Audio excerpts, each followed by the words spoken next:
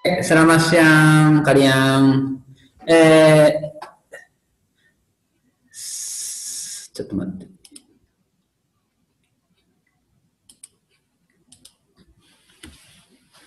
Oke, saya mengenalkan sendiri dulu. Nama saya Kondo dari Kyoshin Language Academy. Kyoshin Language Academy itu sekolah bahasa Jepang di Jepang.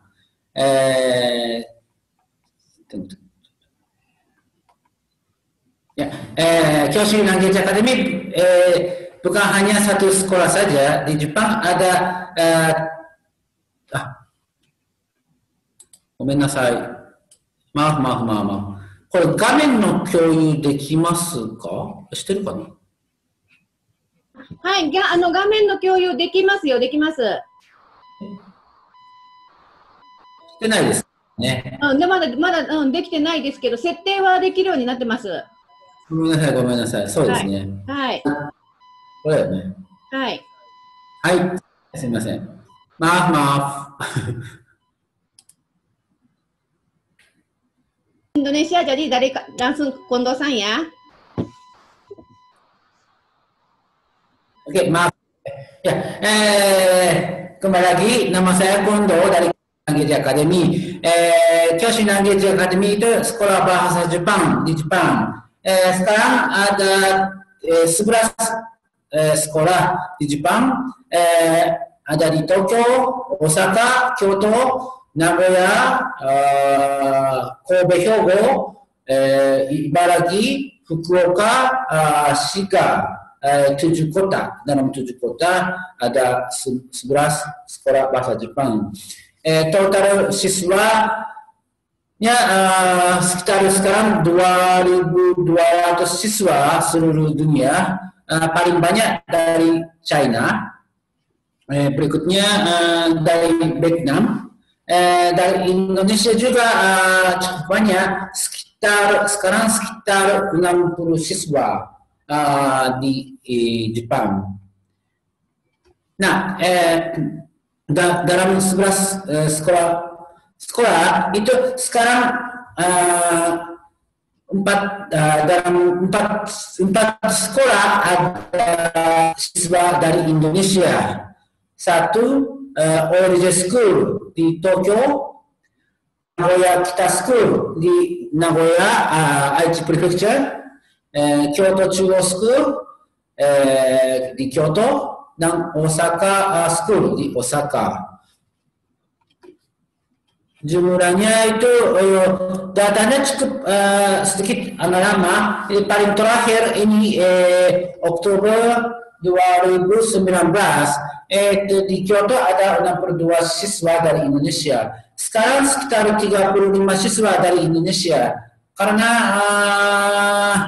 siswa tahun 2020 itu baru bulan kemarin bisa masuk ke Jepang. Itu sekarang tahun 2000, siswa 2020 itu 10 siswa sudah masuk ke Kyoto. Oke, kembali ini ya, maaf. Oke, pertama, kenapa kalian mau belajar di Jepang? Mungkin ada yang mau lanjut program pasca sarjana, ada yang mau lanjut S1 di Jepang, mau belajar teknik, skill di sekolah kejuruan di Jepang, ada yang mau bekerja langsung dengan visa kerja, ada yang mau kerja tapi programnya program Tegino, itu program baru dari tahun kemarin. Nah, jadi tujuannya macam-macam. Oke.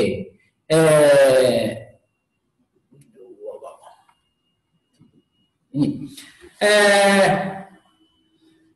Pertanyaan yang sering ditanyakan dari calon siswa khusus dari Indonesia itu ada 4. Satu, bagaimana bisa masuk ke sekolah pasca sarjana? Kedua, apakah perbedaan antara Universitas S1 dan sekolah kejuruan? Tiga, bisakah saya mendapatkan pekerjaan segera setelah selesai sekolah bahasa Jepang? Keempat, apa perbedaan antara visa kerja dan visa Tokutei Gino? Itu. Nah, pendidikan Indonesia, Jepang itu hampir sama dengan pendidikan Indonesia. Jadi SD 6 tahun, SMA 3 tahun, SMP, SMA 3 tahun, S1 4 tahun, S2 2 tahun, S3 itu beda. Setahu Jepang 3 tahun. Tapi kalau mau masuk universitas pasca sarjana itu bedanya sedikit. Pertama, harus persiapan rencana penelitian. Kedua, harus hubungi profesor di universitas. Ketiga, dapatkan izin dari profesor. Jadi, ya memang kadang-kadang itu bisa masuk, ikut ujian masuk langsung, tapi amat susah masuk S2 Jepang. Jadi biasanya kontak dengan profesor. Dan kalau dapat izin dari profesor, sangat mudah masuk ke S2, maksudnya pasca sarjana. Itu beda dengan Indonesia dan Jepang. Nah, jadi kalau kalian mau masuk Jepang, itu S2 itu harus punya komunikasi dengan bahasa Jepang. Ya, itu bedanya itu. Nah, kalau ya Anda tidak bisa masuk ke S2 langsung, itu salah satu cara lain itu bisa masuk sebagai mahasiswa research student. Itu 1 tahun atau 6 bulan. Itu juga ada. Nah, oke. Itu pertanyaan kedua, itu perbedaan antara universitas dan sekolah kejuruan. Nah, itu perbedaan pertama itu masa pelajaran. S1 4 tahun, sekolah kejuruan kebanyakan 2 tahun. Ada yang 3 tahun, ada yang 4 tahun, tapi kebanyakan 2 tahun. Persyaratan penerimaan universitas lebih strict daripada sekolah kejuruan. Ya. Kebanyakan universitas minta nilai IJU. Apakah pernah dengar IJU? Nah, IJU itu ujian masuk universitas ya. Jadi untuk kalau bahasa Jepang, kalau bidang IPA itu matematika, fisika, kimia, itu. Kalau bidang sosial itu bahasa Jepang, matematika sosial dan mata kuliah umum, sejarah, ekonomi dan lain-lain. Pekerjaan waktu kerja di Jepang setelah lulus kuliah itu kalau S1 itu pilihannya lebih luas. Kalau sekolah kejuruan itu harus memilih pekerjaan sesuai dengan bidangnya. Jadi kalau misalnya kalian belajar perhotelan di sekolah kejuruan, kalian bisa kerja di hotel saja di Jepang. Tidak bisa kerja di travel agency atau perusahaan Toyota, itu tidak bisa. Tapi kalau misalnya S1 perhotelan, mungkin bisa kerja sesuai dengan service. Jadi itu bukan hanya hotel saja, mungkin di restoran juga bisa sih. Inbound itu di bandara atau itu juga bisa.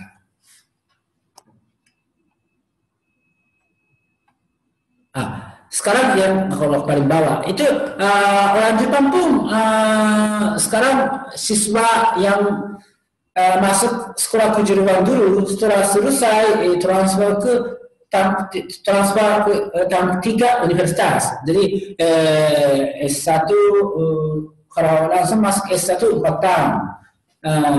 sekolah kejuruan 2 tahun plus S1 tahun ketiga tahun 4, jadi total 4 tahun sama. Itu ada banyak siswa itu memilih cara itu. Nah, kalau mau kerja langsung di Jepang setelah belajar bahasa, bisakah atau ya bisa. Tapi ada persyaratannya. Ya, memang harus bisa bahasa Jepang. Orang Jepang tidak begitu pintar bahasa Inggris, jadi waktu kerja itu harus pakai bahasa Jepang kan, jadi bisa bahasa Jepang. Kedua, kemampuan beradaptasi untuk menerima budaya dan cara berpikir Jepang. Ya, plus paling penting itu ya bahwa pendidikan. Jadi kalau kalian akan lulus SMA itu bisa kerja langsung di Jepang dengan visa kerja, tidak bisa. Minimal D3 atau S1 di Indonesia harus punya. Itu bedanya gitu. Oke. Sampai sini oke? Oke deh. Hai. Nah, jadi setelah belajar bahasa itu pilihannya banyak. Jadi itu bukan hanya semua harus masuk S1, bukan gitu. Itu bisa masuk S2 kalau mau kerja bisa. Nah, tapi kalau misalnya siswa murid SMA kalau mau bisa langsung kerja di Jepang itu bisakah? Itu bisa. Itu dengan visa Tokutegino, bukan visa kerja. Visa kerja tadi saya sampaikan itu harus punya S1 atau D3 di Indonesia. Kalau belum punya, itu tambah pendidikan di Jepang, D2, D3, S1 di Jepang, atau kerja dengan visa Tokutegino. Nah, perbedaannya itu saja. Itu nanti bisa tanya dengan Ibu Yama nanti mungkin. Ya. Nah, tapi tadi Kyoshin Language Academy ada 11 sekolah kan. Memang pendidikan kualitasnya hampir sama, tapi itu ciri khasnya beda. Jadi masing-masing sekolah ada ciri khasnya. Jadi tergantung tujuannya itu kamu bisa pilih sekolah. Nah, sekarang saya ada di Kyoto. Kyoto itu sekolah seperti apa? Nah, oke. Tunggu ya. Coba ini kan. これできるかな?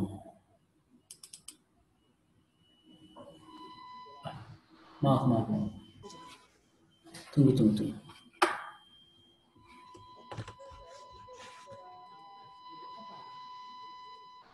大丈夫ですか？はい。ビデオ映りますかね？ビデオ映ると思います。はい、映ると思います。はい。の都と称され、文化と伝統を誇る古都京都。四季折々の景色の美しさと、それに合わせた伝統的。でも、ビデオ、今、声だけですね、今。声だけね、ちょっと待ってね。はい。じゃあ、画面の共有をしなきゃいけないんですね、多分ね。そう、今の画面の共有、さっきの終わりにして、新しく画面の共有を。OK です。今、画面の共有終わってますよね。はい、終わってます。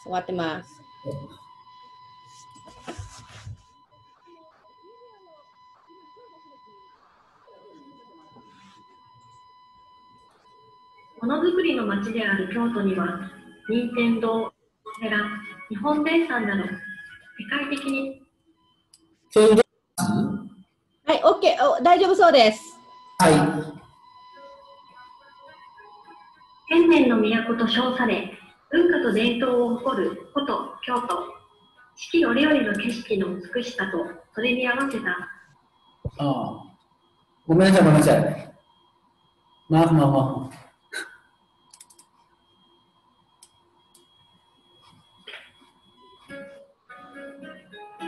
千年の都と称され、文化と伝統を誇る古都京都。四季折々の景色の美しさとそれに合わせた伝統的な行事を楽しめるのも京都での留学の魅力の一つです。ものづくりの街である京都には任天堂、京セラ、日本生産など世界的有名な企業がかつまた京都大学、立命館大学、法師大学など数多くの大学もあり学生もあります。京都を南北につなぐ京都市営地下鉄烏丸線五条駅が京市ゲージアカデミー京都中央校の最寄り駅となります。五条駅からは徒歩3分と便利な場所になります。京都駅からも歩い7分です。2016年7月に建てられた室町校舎は京都の街並みにフィットした外観で州徳街並み文化財として認定されています。学校周辺にはコンビニ、飲食店、スーパーなどもあります。ABA 京都中央校には中国やインドネシアなど15の国と地域からの学生さんが一緒に楽しく学んでいます。そしてたくさんの対話を通して日本での将来につながる力が身につけられるようになっています。学生さんたちの将来の目標は様々です。日本で大学院、専門学校に進学したい人、日本で就職したい人、さまざまなニーズに応えられるように目的別クラス実施しています。京都には多くの芸術系大学があり、多くの留学生がそれらの大学への進学を希望しています。芸術系大学への入学には、日本語以外にもデッサンなどのスキルが必要となり、京都中央校はそれらのスキルをつけるための特別コースを用意しています。このコースで勉強した学生の中には、京都精華大学、京都芸術大学、西安造形大学などへ進学し、自分の夢に向かって一歩進んだ人が数多くいます。また、京都中央校では EJU 対策として数学、物理のサポートをしています。クラスは少人数制で個別に弱点を見つけ出しサポートしています。また、国によってカリキュラムが異なっているので、履修項目については一から勉強することもできます。今言うの目的別クラスは大学クラスです。大学に進学したい学生は、クラスはないんですよ。このクラスでいろいろな、大学に進学するための知識も勉強できるし、それのEJUの勉強もまた大学に進学したいなら、ぜひこのクラスに来てください。日本を初めて来たとき、全然日本語を話しませんでした。でも、KA の先生たちは優しく日本語を教えてくれました。だから毎日少しずつ日本語が上手になってきました。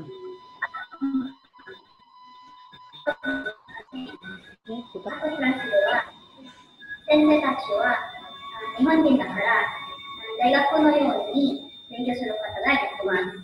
さらに、デッサンを勉強することもできます。KLA では日本語を勉強するできるし、絵の勉強もできるし、とてもおすすめです。京都南芸寺アカデミー京都中央校では、皆さんの夢の実現に向けての一歩を応援します。スタートで差をつけて、楽しい留学生活にしましょう。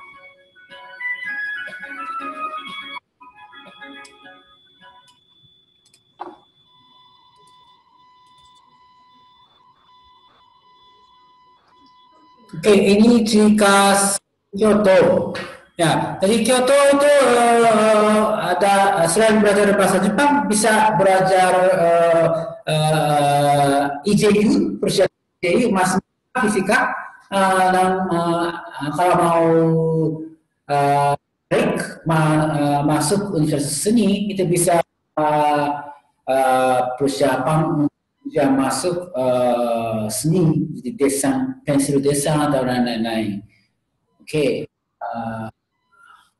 Mungkin kalian ada pertanyaan ajar di Jepang mungkin. Pertanyaan tentang kere juga boleh. Kalau selain kere belajar di Jepang juga oke, boleh, silakan. Kalau ada. ちょっとじゃあ今チャットの質問確認してますね。そうです。いますね。はいはいはい。さっきのフェリシアって確かあれですよね。うちからの学生で、マナドでしたっけ、どっかの学生でしたよね。とてもいいさんですよ。おー。ましたよ。じゃあ質問読みますね。これ。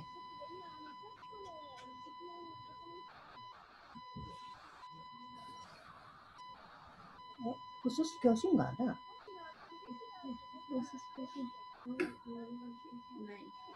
Ah, なんか教師さんのなんかなんていうんですか、だけじゃなくて、まあ例えば大学日本のS ドアでその機械を学べるのは多いのかとか、なんかそういうなんか大学院のなんか説明が来てますね。あとそのメディカル医療関係のことを大学院で勉強できるのかとか。はい。じゃあちょっとここは通訳さんいるのかな。いや私手伝います。saya bantu。OK。じゃあS ドアは入れるんです。待ってる人は入れないんですよ。自分教授を探してどんどん進む人が入れるんですね。S ドアというの。Jadi masih ada banyak yang pertanyaan mengenai melanjutkan S2 di Jepang gitu ya. Jadi jurusan di Jepang itu macam-macam gitu. Jadi mau masuk yang mana tergantung ini pelajarnya. Tapi seperti tadi Kondo-san juga udah jelaskan, kan harus cari dosen pembimbing. Jadi anaknya kalau pasif enggak cari informasinya, susah masuk ya. Jadi harus aktif cari informasinya, bergerak sendiri ya. Mudah-mudahan bisa melanjutkan pendidikan S2 di Jepang. でも特に理系はそうなんですけど、S 冊と S ドアは同じ専門が日本は普通なので、違う専門の人はちょっと難しいと思います。Terus kalau di Jepang itu biasanya bidang pendidikan S1 dan S2 itu biasanya ya sama gitu. Jadi kalau S2-nya bidangnya mau diganti, ya kemungkinan mungkin agak susah gitu. すいません、質問がありました。ちょっと待ってください。Apakah pembelajaran materi edu di Kyoshin Language Academy hanya matematika dan fisika, untuk materi kimia dan biologi bagaimana? だからエジュの科学と生物もありますかという質問なんですけど。今は英語も使ってサポートができるのが数学と物理なんですね。はい。で、EDU は数学が200点で、物理と科学は100点ずつなんですね。なので、限られた時間の中でいっぱいやるのは難しいので、今来てる学生は数学をメインでイギリスを取ろうと思って頑張って勉強しています。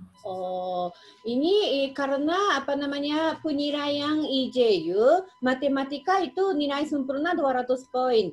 Terus fisika atau kimia atau biologi itu masing-masing 100 poin.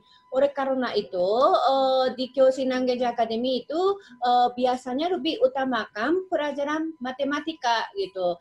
Sementara sekarang ada bimbingan di Kyoshin Language Academy itu matematika dan fisika. で、特にね、その数学でインドネシア勉強してないこともたくさんあるんですね。それも勉強しなきゃいけないので、そこは、復習じゃなくて、新しいことを勉強するのにやっぱり時間がかかるっていうのも理由にあります。Terus biasanya materi matematika edu, ada juga materi matematika pelajar Indonesia belum pernah belajar di Indonesia. Oleh karena itu, pelajaran IJU matematika itu bukan hanya review pelajaran, tapi ada juga belajar pengetahuan baru. Itu juga untuk belajar itu juga makan waktu gitu. Jadi lebih ini utamakan yang matematika.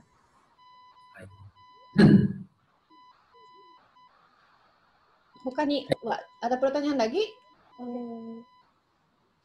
Apa? Biaya tambahan untuk desain. で、教師さんでは、そのデザインの、なんていうんですか、コース、美大受験コースもありますけど、その追加費用はどのくらいかかりますか？そうですね、大体なんですけど、1年間で40万円ぐらい。おー、1年間で。じゃあ2年間だったら80万。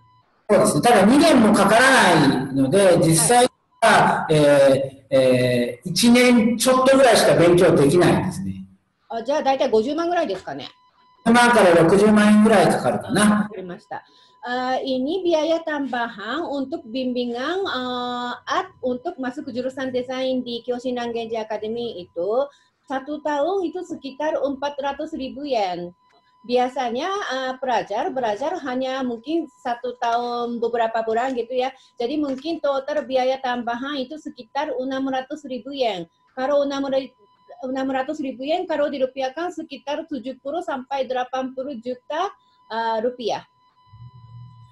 ここでね、ちょっと、どうしてかな、ちょっといろんなことに関係してくるんですけど、例えば、10月に来ると、日本に10月に来ると、1年2ヶ月日本語学校で勉強するんですけど、入学試験までは1年ぐらいしかないんですね。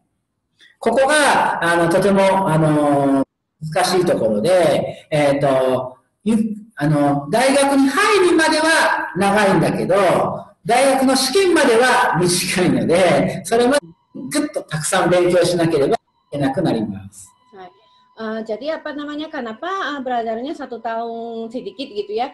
Karena misalnya masuk Kyoshin Language Academy Oktober, tapi belajar di sekolah bahasa 1 tahun 6 bulan, tapi sampai ikut seleksi ujian masuk universitas itu hanya sekitar 1 tahun. Oleh karena itu, ya dalam 1 tahun itu belajarnya banyak gitu. Terus jadi ikut bimbingan art juga ya sekitar 1 bulan dan beberapa bulan, hanya seperti itu gitu. Ya, Kondoさん、じゃあすいません、そろそろ時間なので。何か質問があったらまたしたい。はい。じゃあ何か質問があったらまたジンの方からまとめて連絡しますので。いつでもどうぞ。はい。Ya, kalau begitu sudah waktunya presentasi dari Kondo-san itu sudah selesai. Kondo-san, arigatou gozaimashita. Ya, selamat siang. Selamat siang.